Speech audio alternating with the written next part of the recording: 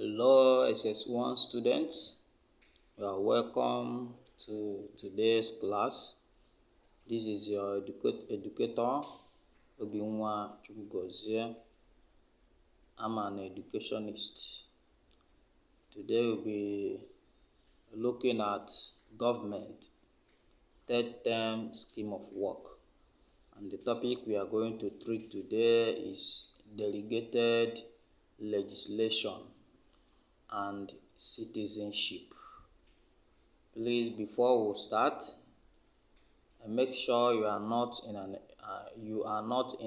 environment that will distract you, or turn off every instrument or material that will distract you in this class. And please, if you have not subscribed to our channel, please do well to click on that subscription button there and subscribe, and click on the bell icon there. Click on it so that any time we release a new video, you'll be notified and you will get in and watch it. Alright, by the end of this class, we are going to know the meaning of delegated legislation, and we are going to know the types of delegated legislation, and we are going to know the advantages and disadvantages of delegated legislation, and you are going to know as well limits of delegated legislation. All right. This picture you are seeing now is symbol of law making. You know, the legislation is all about law making. As you may have known, we have three organs of government in Nigeria, which is the executive, the legislation, and the judiciary. So today we are discussing on the legislation, but this one is under the delegated legislation.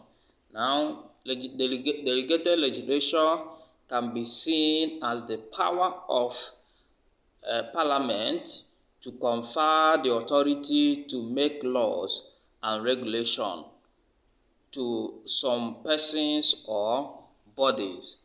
That is, when the Parliament or when the legislatures remove some powers that they have and give it to somebody, to some governmental body or organization to make law on their behalf.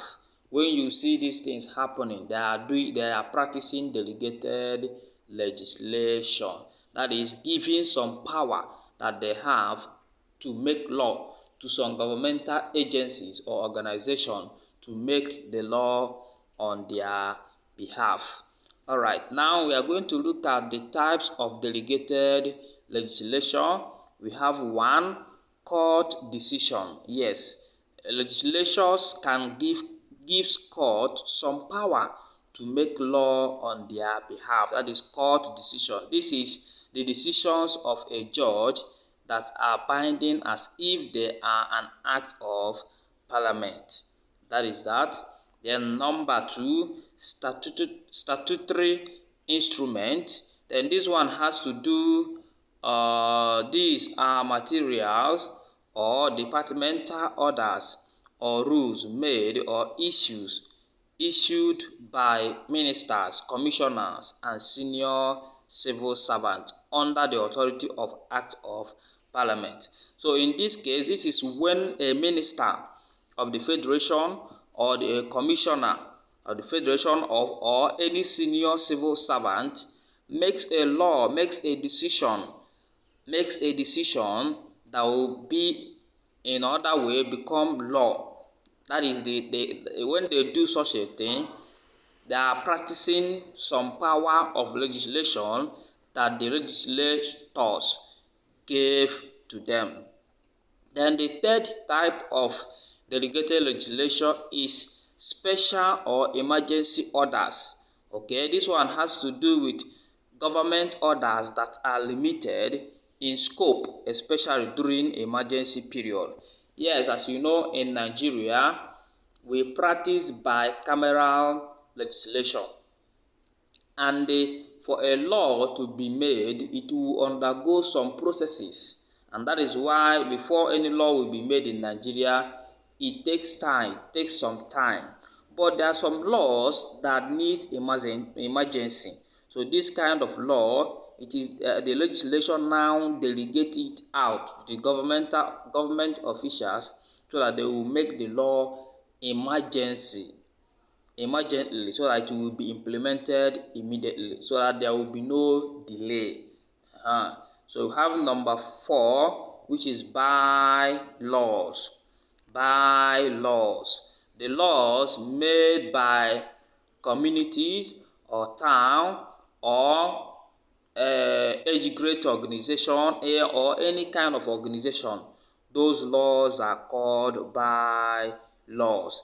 Now, these are, that is bylaw in other form definition. These are rules and regulations made by local government or such a statutory body as the Nigeria Railway Corporation for the smooth running of their operations. Yes, this kind of law are called bylaws.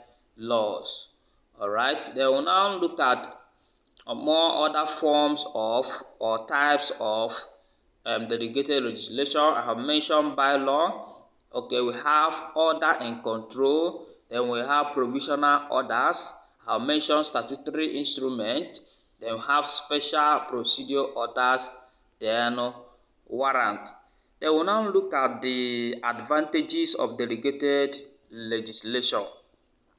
The advantages of the delegated legislation. Number 1, delegated legislation gives the local people a greater sense of belonging in the political system. So it gives the local people, like the local government, when they make bylaw for themselves, it gives those local people there a sense of belonging.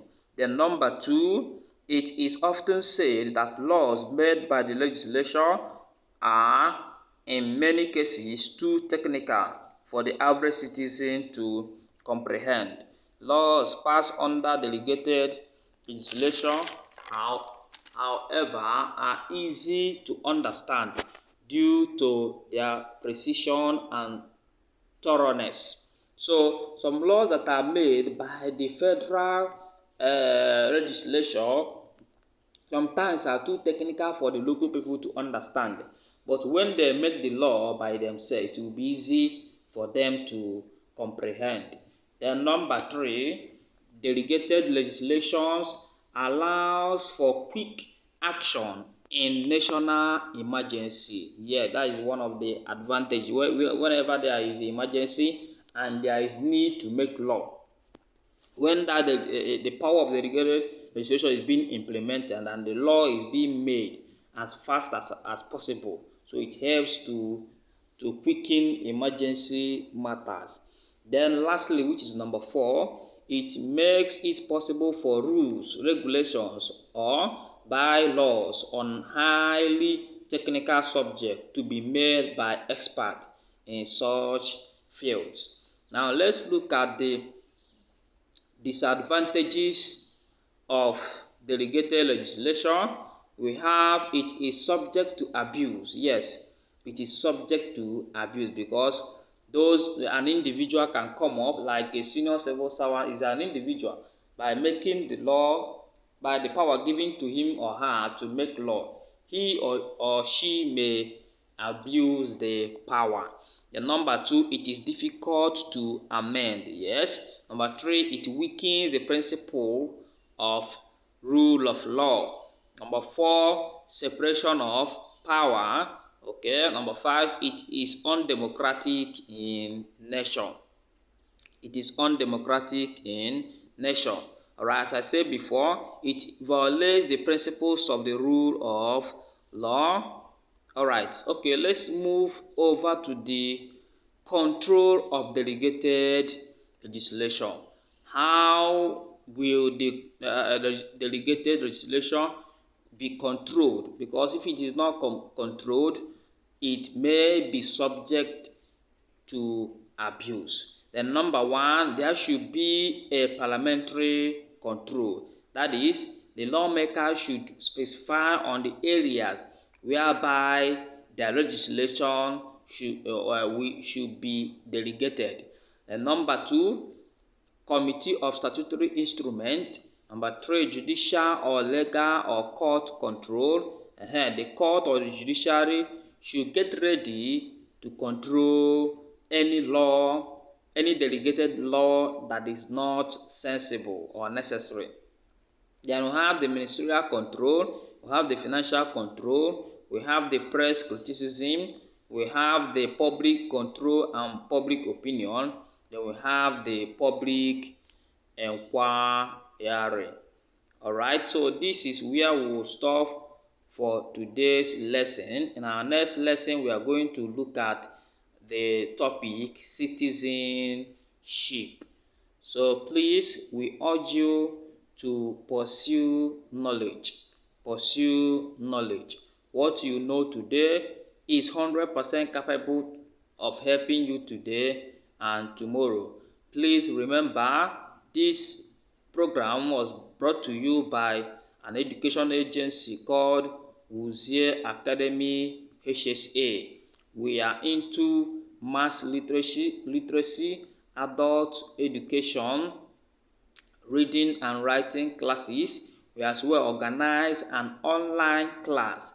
We use the platform called Zoom and Cisco WebEx to teach our pupils that are preparing for their common entrance or Navy exam or federal school exams. We prepare them online. Then we as well teach the JS1 to JS3 students online. As well teach SS1 to SS3 students online, mathematics and English and science related subjects. Okay, in case if you need this third term note, you can contact us on 081 33 57 7465 or 070 88 57 742 960. Thank you very much.